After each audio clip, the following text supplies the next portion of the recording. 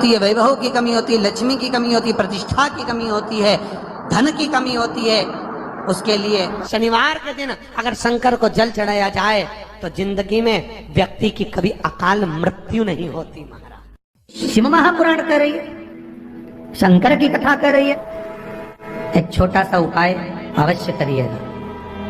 मान लो आपको लग रहा है कि आपके घर में पितृदोष है, आपको ऐसा महसूस होता है, तो किसी भी नवरात्रि के पहले जो अमावस्या पड़ती है, चावल की कटोरी में एक कपूर का टुकड़ा रख दीजिए, मान छोटा सा, और कपूर का टुकड़ा रखकर उस कपूर को दरवाजे के बाहर कटोरी में ही, चावल रखी हुई कटोरी में ही उसको पितरों का स्मरण कर कर जला दीजिए।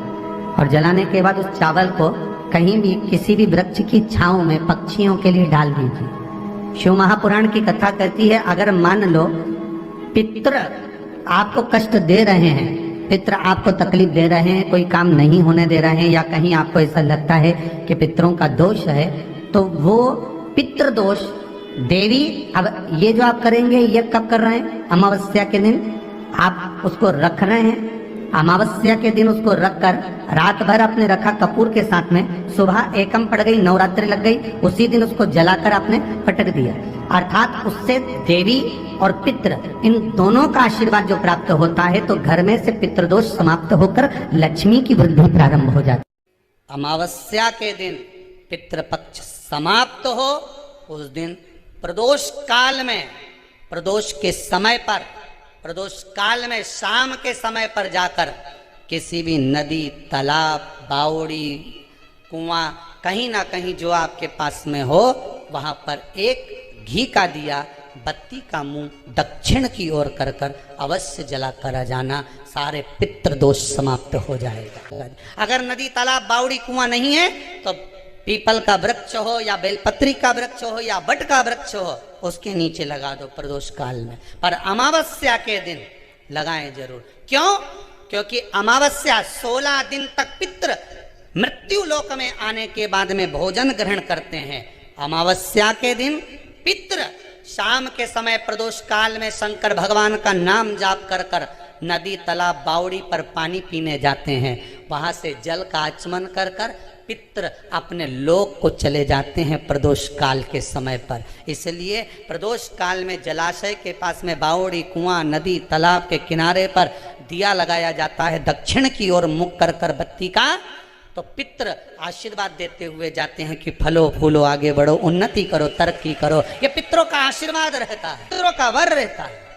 आप देंगे, कुछ करा ना करा, फिर अमावस्या के दिन जिस दिन पितृपक्ष समाप्त हो, उस दिन दिया दक्षिण की ओर बाती का मुख कर कर लगा। 7 स्थान ऐसे हैं जहां चंदन की मात्र उंगलियां लगा देने से ही शिव पितृलोक के पितरों को मुक्ति प्रदान करके बैकुंठ लोक का निवास दे देते। 7 स्थान, और वो 7 स्थान जो चंदन के बताए गए हैं।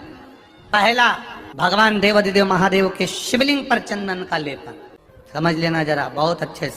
आपको लगता है स्वप्न में कोई मुर्दे दिख रहे हैं, या कोई जल रहा है, या कोई मर रहा है, या कोई चला गया है, ऐसा भय लगता है।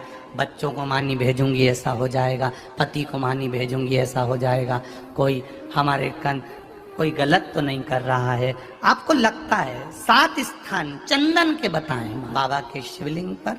दूसरा, गणेश जी पर चंदन की उंगली। तीसरा, षडानंद कार्तिकेय पर चंदन की उंगली। चौथा, अशोक सुंदरी पर चंदन की उंगली। 5वां, जलाधारी पर चंदन की उंगली। छठा, जो शिवलिंग का जल बह रहा है इसके ठीक विपरीत की ओर चंदन की उंगली। और 7वां, चंदन नंदी के मस्तक के ऊपर जो 2 सींग लगे रहते हैं उस पर चंदन की उंगली। ये कब लगाई जाती है? या तो अमावस्या के दिन आपको लगता है कि हमारे पूर्वजों का उद्धार नहीं हुआ, हमारे पूर्वजों का कल्याण नहीं हुआ, कहीं अधोगति में कोई चला गया है, उसका बस एक बार, रोज नहीं जरूरत है। जिनके यहाँ पितृदोष होता है, काल सर्प दोष होता है, वास्तु दोष होता है, उनको ज्यादा कुछ नहीं करना होना। महाराज, एक बेल का फल लीजिए, उसके अंदर का जो गुर्दा होता है, अंदर का जो भाग होता है, उसको निकाल लीजिए और उस बेल के फल में आटा सेक कर उसमें शक्कर मिलाकर उसको उसके अंदर भर लीजिए। अमावस्या के दिन सुबह 10 बजे से पहले उसको अपने घर में घुमाने के बाद में जिसको कालसर्प दोष बताया है, पितृदोष बताया है या वास्तु दोष का स्मरण बताया है, घर में सब दूर घुमाकर अपने परिवार का हाथ का स्पर्श कराकर पीपल के पेड़ के नीचे खड्डा खोदकर उस बेलपत्र के उस फल को दाब दीजिए। महाराज केवल एक अमावस्या करना रहता है, पितरों के दोष से मुक्ति मिलती है और हमारे घर के कार्य सफल होना प्रारंभ हो जाता है। 4 दिन दुकान अच्छी चले, बाकी के समय बैठना पड़े, समझ लेना पितृदोष।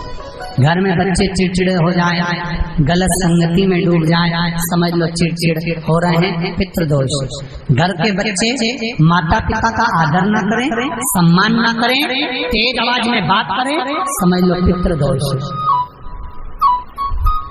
पितृदोष मालूम पड़े। और इतने से भी अगर आप नहीं समझ सकते, परिवार का कोई एक व्यक्ति जब जब भोजन करने बैठे तब तक उसकी थाली में बाल आए, भले वो होटल में खाए तो भी बाल आ जाए, वो कहीं खाना खा रहा है तो बाल आ जाए।